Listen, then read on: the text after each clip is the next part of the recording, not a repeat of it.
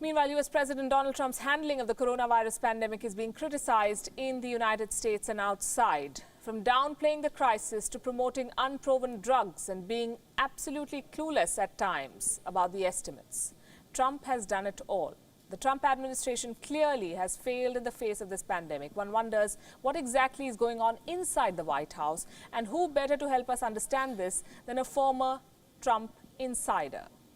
Joining me tonight on Gravitas is Anthony Scaramucci. He's a former White House communications director, and he's joining us live from New York. Good evening and welcome to Gravitas. Let's talk about what's happening in your country right now, and it's not good news. The death toll in the United States has crossed the 100,000 mark. President Trump says the numbers could have been worse had he not done his job well. How do you assess Donald Trump's response to the pandemic? But he knew. He had intelligence briefings. He had a memo from Peter Navarro.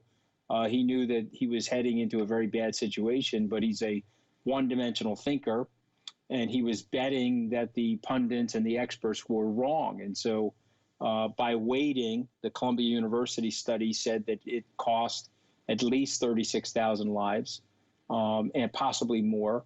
And so he can say, sure, if he didn't do anything and he just let the virus spread throughout the United States, it would have probably killed 1 to 2 million people. But who would do that? I mean, no responsible public servant would handle it that way.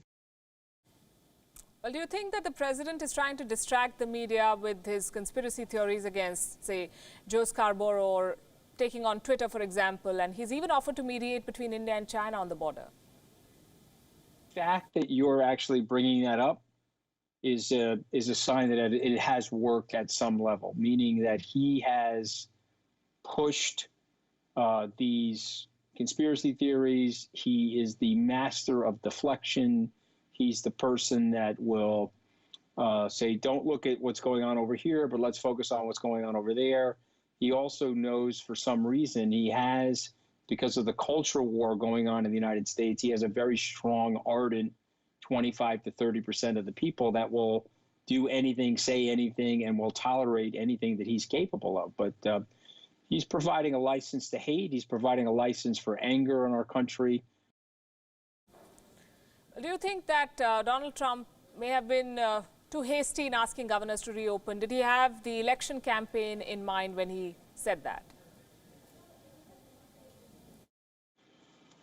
Well, again, I want to be fair to President Trump. I think, you've got the economy suffering. You've got 40 million people that are unemployed, and you've got to weigh the public health and safety concerns, and then you have to intersect that with common sense, and you have to come up with a rationale to get the economy open, because you don't want to annihilate 330 million people. The U.S. government really can't afford to carry the entire U.S. economy for the next year. So we have to find a way to reopen.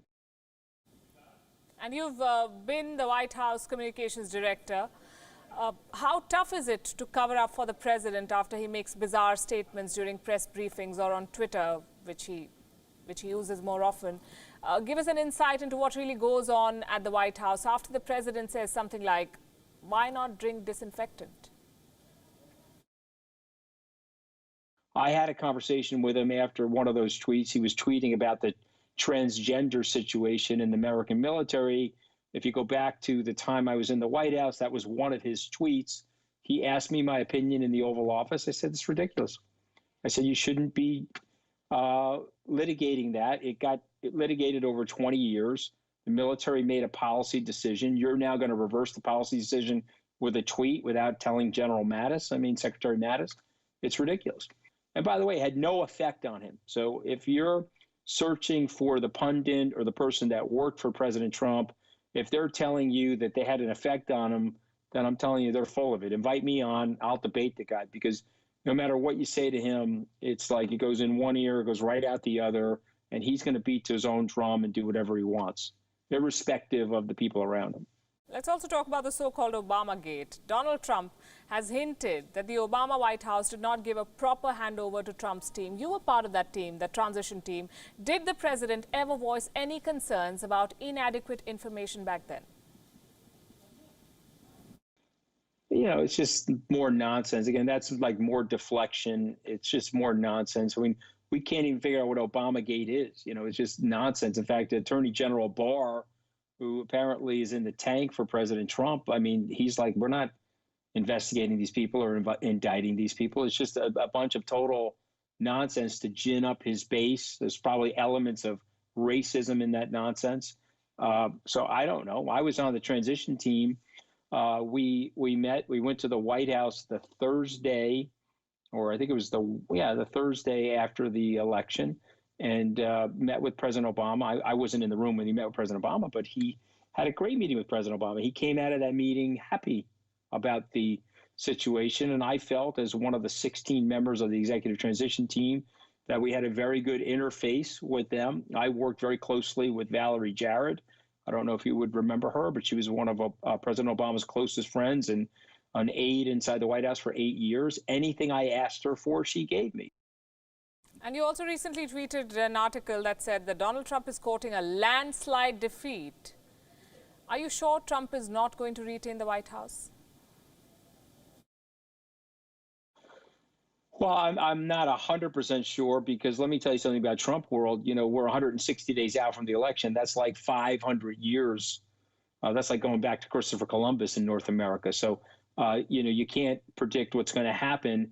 But if you look at the polling data, you look at the economic dashboard, and you look at the fact that he's losing older women in the suburbs, and if you just go through the 6 most important states, and you look at those differentials, even the Rasmussen poll, which is usually slanted bias towards the president, has him in the low 40s. And so Joe Biden is in his basement, and he's beating up on President Trump. Okay, so you have to just think about how much trouble he's in from an electoral process point of view. And so I know presidential history from somewhat 100 years of presidential history.